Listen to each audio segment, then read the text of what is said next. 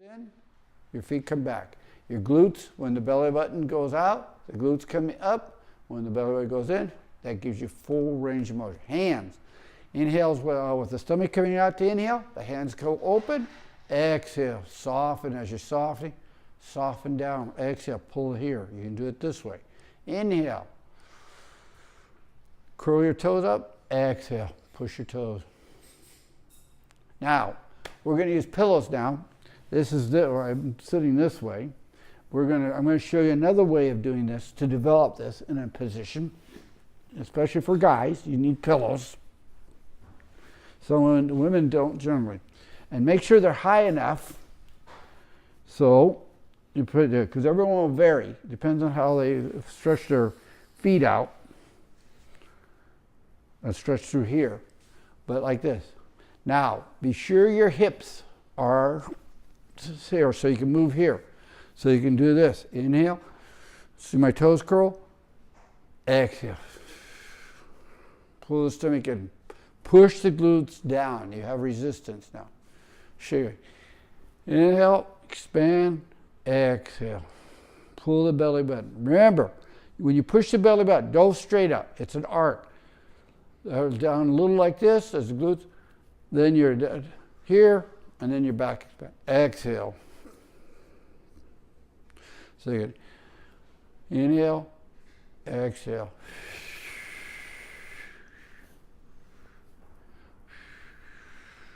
When you're moving with an exhale, you can release and come soft. Release the tension.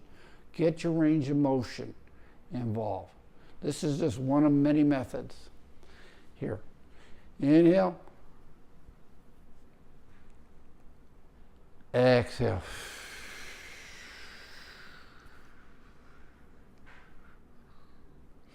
Remember, your movements are all related to feet, core area, hips shape, feet, hands, and head. So as I'm moving my feet, I'm actually directing my energy that's created in the core area, all tension down to my feet to activate them to move.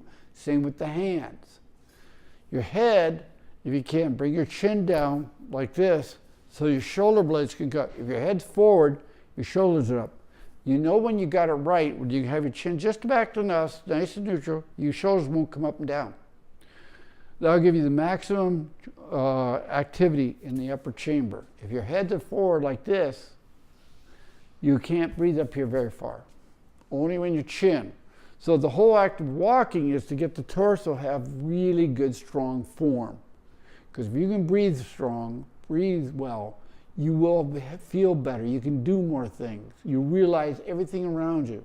You have a stronger sense of your own reality because you let go of stress, tension, illusions. The breath is not an illusion, but breath promotes energy and strength.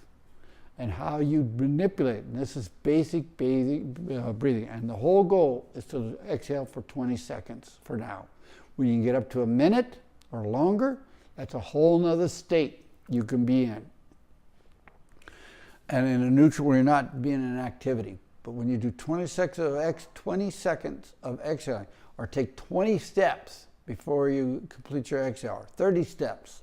You're doing an exhale on a 30 steps and you pause on 5 steps. Then you inhale on a short.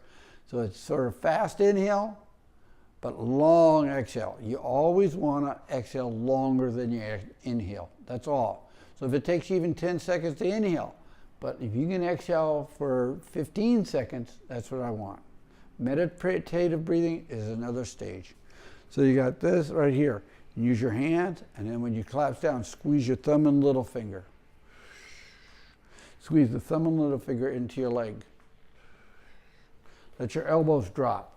These are soft. Legs are soft.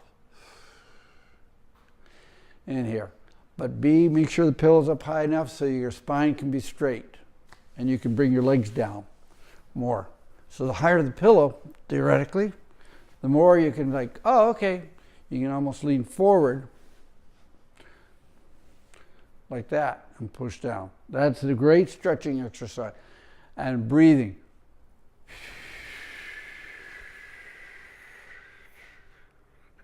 Feel the shape of your body. Feel the release of the tension, stress, its energy. And then go to the nose.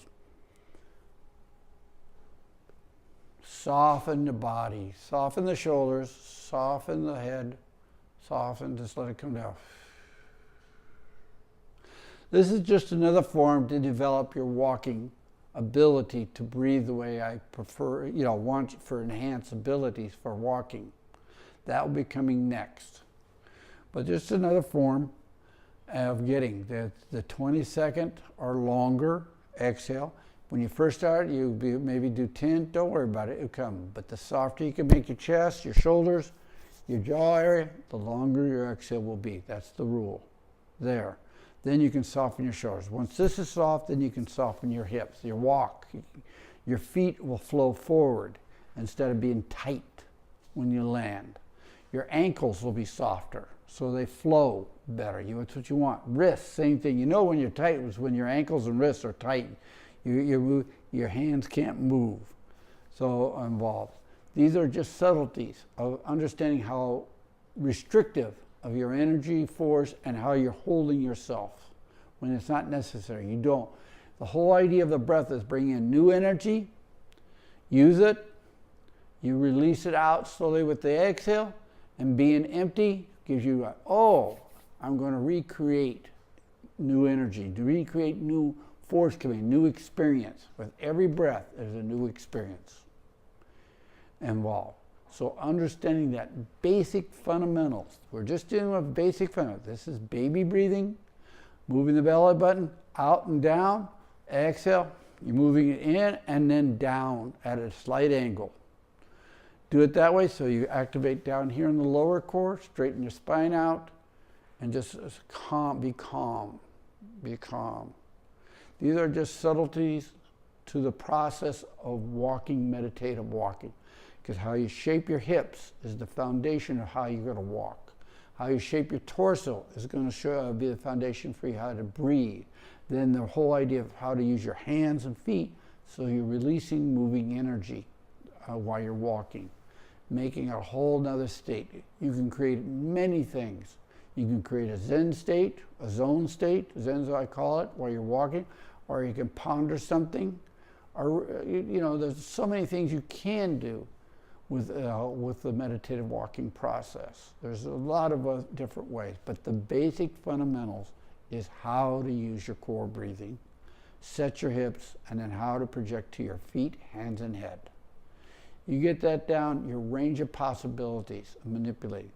The next video, I'm going to show you how to use your fingers for your walking process. How to use your toes. Think about your feet and how to use your hands to enhance the fluidity of energy flow. We're going to get into energy flow next. Why you walk. Because the walking itself is an expression of meditation. It's an ancient art. When we didn't have cars or all the other vehicles, but walking has always been part of being the human experience, is to walk.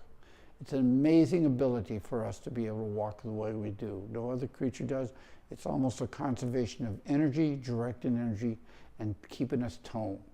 The biggest thing about this whole walking process is engaging the torso to breathe, but to tone your whole body and enhance your coordination. Keep your coordination when you get older, like me, involved. So these are just the processes of simple action that if you want to change, you have to change the shape of your body. Emotionally. If you want to change emotionally, you have to change the shape of your body. You can't have stress in your shoulders. Your body's in a different shape as an expression of enjoyment, joy, or of calmness involved. Because all those emotions I talk about, anger, joy, is an emotional projection through the body. And if you don't shape your body into the form, you can't get it. So appreciate. In fact, the whole term of body language is an expression of emotional states during, if you want to say, mental activities or process involved. But being in the idea of working with these 4 parts of the breath. One, the inhale, bring energy in. The pause of feeling the force of your own energy and strength, and then the release in activity of breathing, and then the emptiness state. I really like the empty state. I really do. The experience of being empty and what you can do it within that period of time is quite phenomenal. It's very different. You're not bored at all. It's very physical. It's very mentally directed. It's a hugely realization awareness of yourself, of your physical, mental, the whole surroundings within your surroundings. It's much more, there's a lot more to this that you can develop from. So this is Scott, the breathing guy. This is video 3, part 3. The next video, we're going to start getting into the walking process itself, and how to move your feet and how to engage your hands to change the stress in your shoulders, soften your body down your hips, become more fluid, and bring in new range of abilities when you do that. That's the way. It's this experience in itself. This is experience of meditation, because you are creating it from inside out. That's what meditation is. You're creating the whole state. What techniques you're using, it's like a recipe, you know, and cooking. What techniques you affect the outcome and what it means. And there's many ways to do this. There's not just one way, because you're dealing with your spirit, your body, your mind, all together. And what would you like to accomplish? If you have compulsive behavior, how can you make it less compulsive? And this could help you out. If you have other emotional challenges that you want to, how can I say, lower the impulses, move your energy. All impulses is, by definition, is stored tension that you express during the release of that tension. But if you can divert it and not let it build up, you don't have that necessity. That's the beauty of it. Moving energy around is the idea of meditative walking. So, look for part 4. The walking begins.